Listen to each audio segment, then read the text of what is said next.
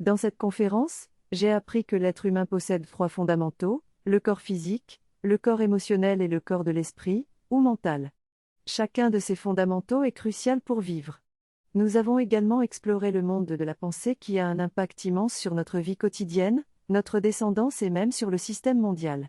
J'ai découvert ces informations grâce à Alexandrine Laporte, une neuroscientifique qui a fondé une société pour accompagner les individus grâce à des techniques issues des neurosciences. Pendant la conférence, elle nous a donné un papier pour écrire le message le plus important que nous avons à transmettre au monde, pour ensuite le mélanger et nous en distribuer d'autres. Cela a montré qu'il n'y a aucun hasard dans la vie et que chaque rencontre ou événement est un rendez-vous que nous devons saisir. Je suis reparti de cette conférence avec des outils et des concepts pour améliorer ma vie grâce à une meilleure maîtrise de mes pensées. Lors de la conférence, nous avons abordé 3 grands piliers de la pensée.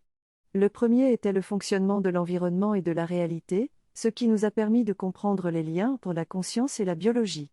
Le deuxième était la répartition de nos pensées, qui était en grande partie dirigée vers le passé ou le futur. Finalement, nous avons parlé du gouvernail de la pensée, qui nous permet de diriger notre cognition et d'observer les dangers potentiels.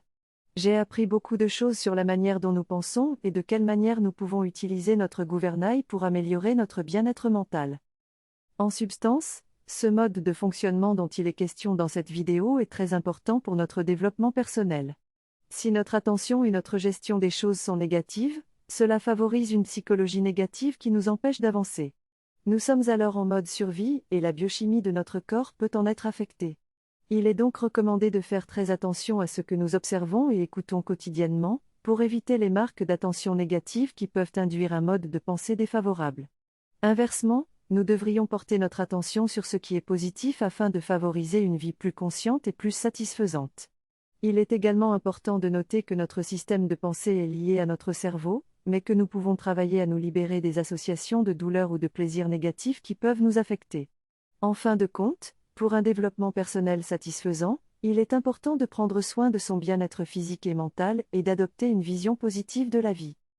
Je suis ce que je pense et ce que je ressens. Mon cerveau crée des connexions en fonction de mes expériences vécues et de mes pensées. Il est important de faire attention à ce que l'on affirme à propos de soi et des autres car cela peut devenir comme une graine plantée d'âne. Est-ce notre cerveau? Mon cerveau a 2 modes, le mode conscient et le mode inconscient. Le mode conscient me permet de percevoir les choses avec mes 5 sens mais ne peut traiter que 2000 informations par seconde, alors que le mode inconscient peut traiter 400 milliards d'informations par seconde. Ce mode inconscient peut influencer ma vie sans que je m'en rende compte et il est important de prendre conscience de son impact sur mes choix et mes comportements. Le monde est possible selon la physique quantique qui appelle cela le champ des possibles. Tout est possible dans le vide absolu où tout dépend de mes pensées et de ce que j'observe. Je peux créer ma propre réalité en fonction de mes pensées. L'intuition est extrêmement importante et il faut absolument écouter cela pour éviter de se tromper. Pour exercer mon libre arbitre, il est important de savoir ce que je veux vraiment au niveau conscient et inconscient. Le choix de mes objectifs dépend de moi, mais il ne faut pas enlever la possibilité du destin.